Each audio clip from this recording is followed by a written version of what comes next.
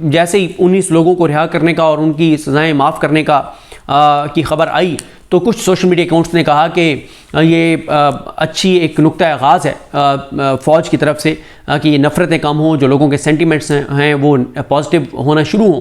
तो उसी दौरान आपको पता है कि ISPR से ज़्यादा फ़ौज की ख़बरें जो ब्रेक करते हैं वो मुनीब फ़ारूक साहब हैं, वो हसन अयूब साहब हैं। तो मुनीब फ़ारूक साहब का ये बयान आया, उन्होंने कहा कि तुम लोग किन कामों में पड़ गए हो, जश्न मना रहे हो कि बड़ा जी माफ़ी आर्मी चीफ ने माफ़ कर दिया है, कोई ये फॉर्मेलिटी है और ये सज़ाएँ मुकम्मल कर चुके थे और इसलिए इनको छोड़ा गया, ये कोई बड़ी चीज़ नहीं है कि जो है ना इनको जो है वो माफ़ कर दिया गया है। हसन अयूब साहब कह रहे हैं कि बड़ा इक़दाम है आर्मी चीफ का। आप पहले तो हसन अयूब साहब और मुनीब फ़ारूक साहब आपस में फ़ैसला कर लें कि ये बड़ा इक़दाम है या ये फॉर्मेलिटी है। लेकिन फौरी तौर पर मुनीब फ़ारूक साहब ने पाकिस्तान के लोगों को ये कहा कि तुम लोग ये जो बयानिया बनाने शुरू हो गए हो कि कोई रहमदिली फ़ौज के दिल में सिविलियंस के लिए, पाकिस्तान के लोगों के लिए कोई रहमदिली आ गई है, तो ये तुम्हारी खाम ख्याली है, तुम्हारी गलतफहमी है। उधर से कोई रहमदिली नहीं आई, वो जो कुछ पिछले 2-2.5 साल में हुआ है वो उसी तरह से बरकरार है, कोई रहमदिली नहीं आई और इनको इसलिए छोड़ा गया, ये फॉर्मेलिटी है, ये रूटीन की बात है, इसमें कोई बड़ी बात नहीं है। तो ये मुनीब फ़ारूक साहब का मौक़िफ़ है। और उसके बाद फिर मैंने देखा कि कुछ लोग जो ये लिखना शुरू भी हो गए थे वो भी डिफेंसिव पे चले गए और उन्होंने फिर अपनी ट्वीट्स वगैरह बंद कर दी इस नुक्ते के ऊपर कि हाँ ये कोई बड़ा इक़दाम है। उन्होंने कहा जी मुनीब फ़ारूक साहब क्योंकि कह रहे हैं कि कोई रहमदिली नहीं आई उनके दिलों में और उसी तरह से सिविलियंस के हवाले से पॉलिसी रहेगी जो कि पिछले 2-2.5 साल से है, तो ये बहरहाल क्रेडिट मुनीब फ़ारूक साहब को जाता है कि उन्होंने उस बयानिए को नहीं बनने दिया अगर कुछ लोग ये बयानिए जो बनाना चाहते थे। उसके बाद अब आ जाए इस बात पर कि ये क्यों हुआ है। देखिए आलमी दबाव है और बहुत ज़्यादा है, यही वजह है कि आप देखें कि मैंने एक ट्वीट किया था, उसकी मैं दोबारा आपको उसकी डिटेल बता दूं कि मैंने ये अर्ज़ किया था कि 9 मई के ऊपर फ़ौज का हमेशा ये मौक़िफ़ रहा, फ़ौज की क़यादत का, ये पाकिस्तान की तारीख़ का सबसे अंतोनाक वाक़या था, सबसे बड़ा हमला था फ़ौज के ऊपर।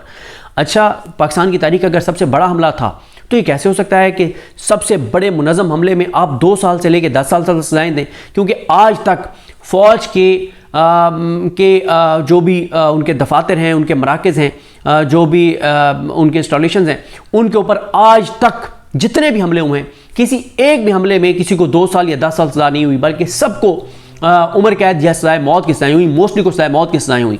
तो यहाँ पे क्यों 2 साल से 10 साल की सज़ाएँ हुई? उसकी वजह यही है कि ये कोई मुनज़्ज़म हमला नहीं था, ये एक मॉब था। लोग निकले, लोग वहाँ पर कुछ लोगों ने उनको लीड किया और मॉब साइकी होती है, जब लोग इकट्ठे होते हैं तो एक बंदा कहता है आओ फलां तरफ चलें तो सारे लोग चल पड़ते हैं, ये मॉब साइकी है, ये पूरी दुनिया में यही होता है।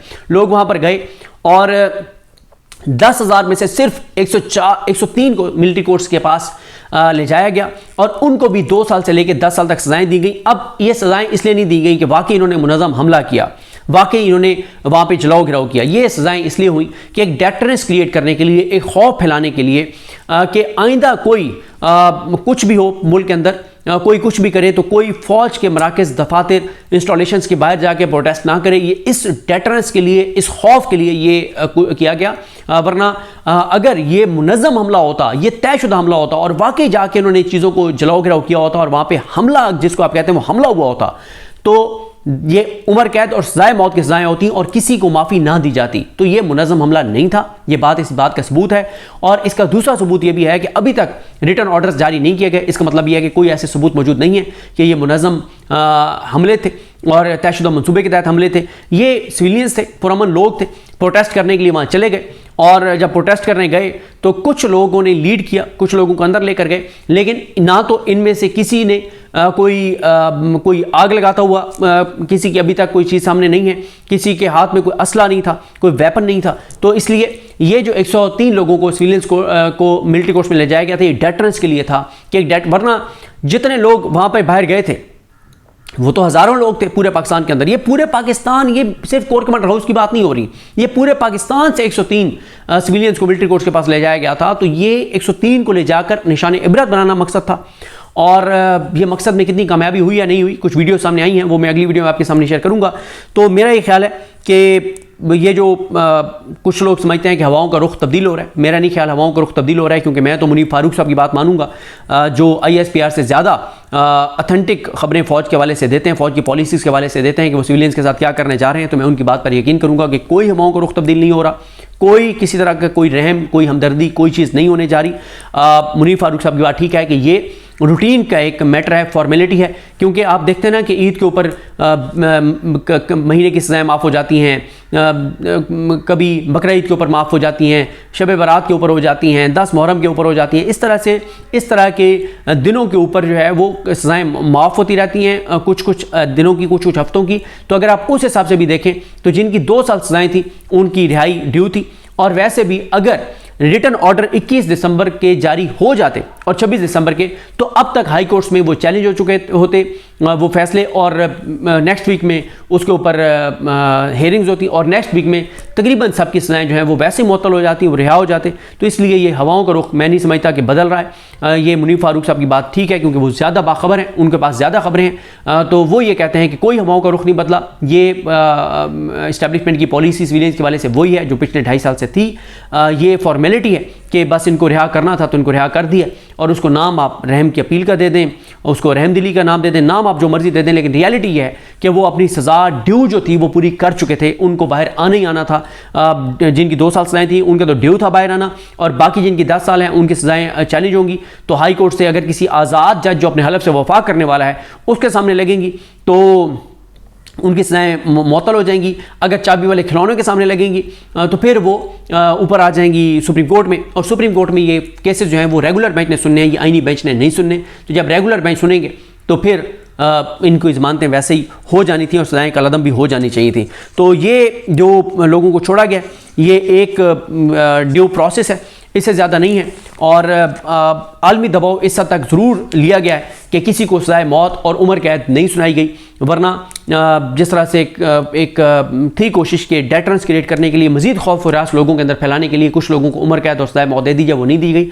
आलमी दबाव भी इसमें किसी हद तक है, लेकिन उससे ज़्यादा ये जो आज वाला फ़ैसला है ये एक रूटीन की कार्रवाई है।